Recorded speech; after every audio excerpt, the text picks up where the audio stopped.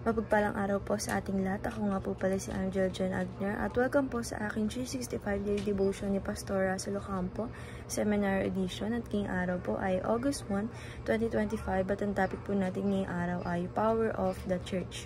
Member ka na ba ng Kilusan? And yung scripture po natin ngayong araw is Matthew chapter 16 verse 18.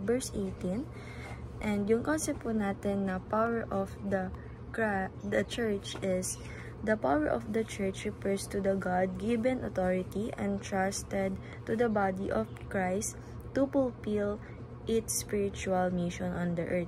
This includes proclaiming the gospel with boldness, engaging in spiritual welfare through prayer and truth, and exercising loving and church discipline for the purity of the church. This power is not worldly, politically, or manipulative. It flows from Christ, the head of church, who governs his people by his word and spirit. The church is not weak or passive.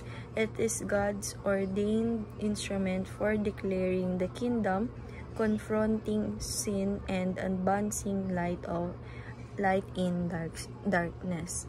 And yung scripture po natin na Matthew chapter 16 verse 18, And I tell you that you are Peter, and on this rock I will build my church, and the gates of Hades will not overcome it.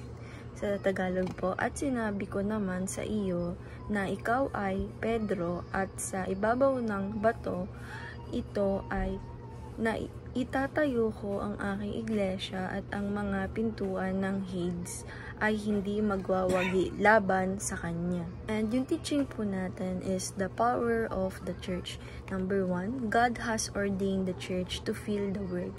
Sabi po dito na yung ating Panginoong Diyos is in-ordain niya talaga yung church na ito yung mag-fill, or ito yung talagang nandoon sa mundo na ginawa niya. And teaching number 2, Jesus is the founder and head of the Christ, the church. Na sabi po dito na yung si Jesus po, ang ating Panginoong Jesucristo, is talaga siya yung founder na binigay sa atin ng ating Panginoong Diyos, yung head of the church tayo na binigay sa atin ng ating Panginoong Diyos, na si Jesus Christ yung unang founder and head talaga. And wala na pong iba. And teaching number 3, the Spirit indwells the church to accomplish God's mission. Sabi po dito na yung Spirit naman po is yung trabaho niya na i-indwells tayong mga church na ma-accomplish natin yung mga mission na binigay sa kanya ng ating Panginoong Diyos, na ma-accomplish natin to with guide of Spirit.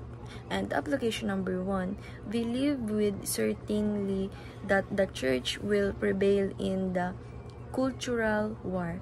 Sabi po dito na i-apply po natin sa sarili natin na tayo po ay maniwala na dapat na may certainly na yung mga church, na yung church is laging mapiprevail o maalis yung mga cultural war na nangyayari sa mundo. And application number 2, be part of local church that prioritize the 3 great commandments. Sabi po dito na tayo po dapat ay maging part ng mga local church na pinaprioritize talaga yung 3 great commandments ng ating Panginoong Diyos. And the application number 3, be the church, the body of Christ that transform the world.